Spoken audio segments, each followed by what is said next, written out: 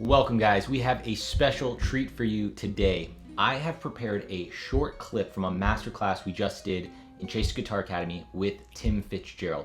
He's one of the scholars of Wes Montgomery. He can really understand and analyze his playing, and we're gonna share a little bit of that with you today, specifically going over this one little section of a Wes chord solo that is so good. It's so musical, and more importantly, it teaches you something very, very important about how to play chord solos, how to play them simply and easily. And so we're gonna get into that today. Without further ado, here's Tim Fitzgerald. Wes's secret sauce, and there's a lot of his little secret sauce. But one is he loves these chromatic motions where you take the whole chord down a half step or back up. So, for example, right out of the gate for this line, he doesn't just go. He goes. Oh, are you kidding me? But how could one chord make such a difference? Sounds great, but that's another world. Now, this chord,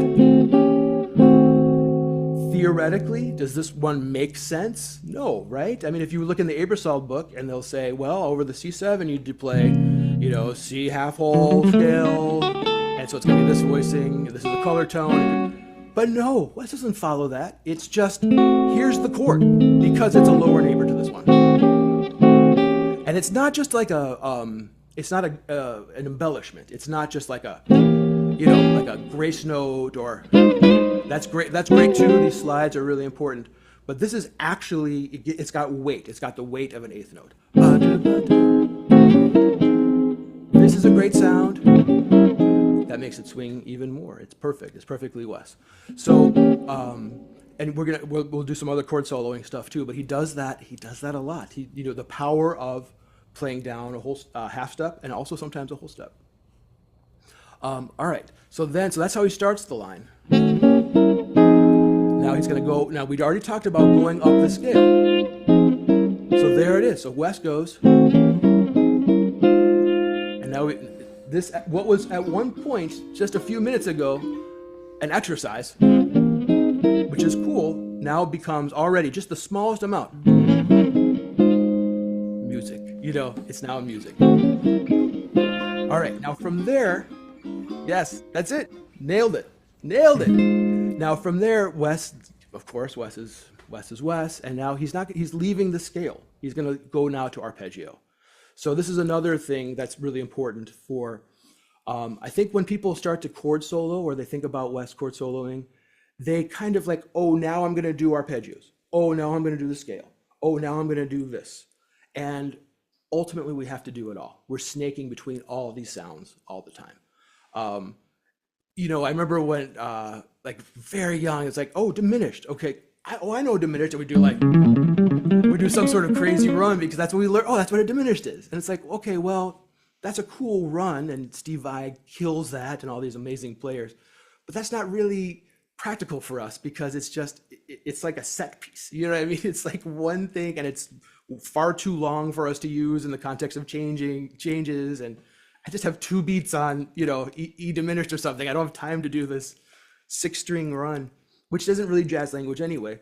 So, but I think about those. I think about that diminished set piece as sort of like if you weren't able to change. It's like, I'm just doing this. Oh, it's time for diminished. Okay, it's time for pentatonic. Okay, it's time for my arpeggios. And really, we need to mix them all.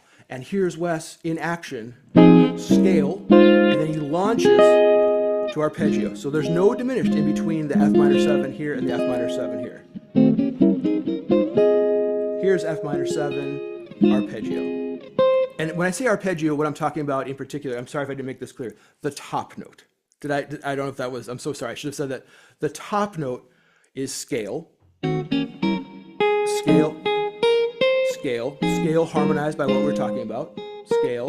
And then from here, this is arpeggio, it's a third. So we've got step, step, step, skip, skip. So when you do by step, we put the diminished, and then by skip, you can just go right to the next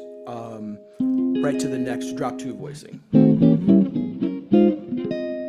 Now, because Wes is Wes, I'll keep saying that because everything he does is so right, so perfect.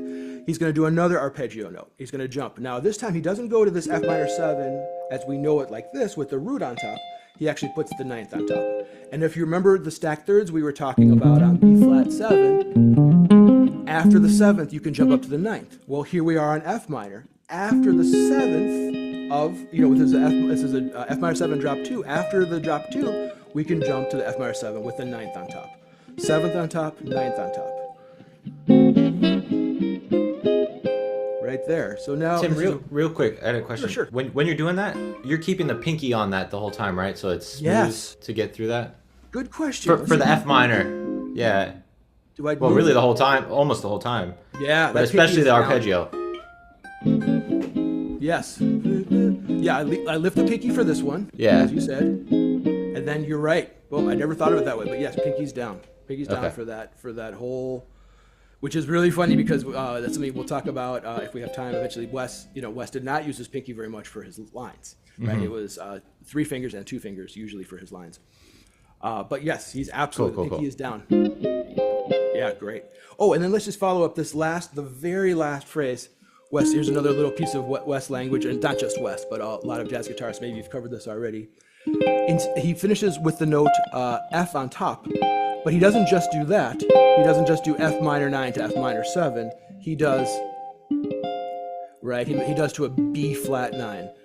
Exactly.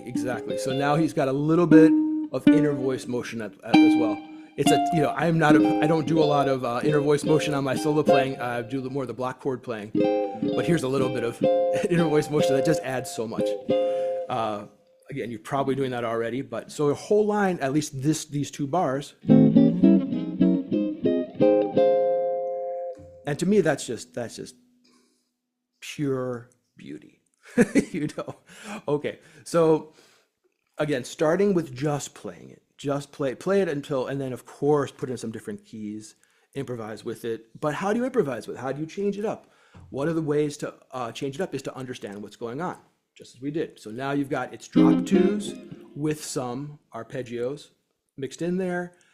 We've got our diminished. We can add our. You can do more than just play it straight as Wes, if you in order to internalize it. But and one thing that if you get to this point too is I really like playing along with Wes. I know it's a tall order, and I won't do it for whole solos. But I do it for a phrase. I suppose everyone's got the amazing slow downer or transcribe where you can do a little loop.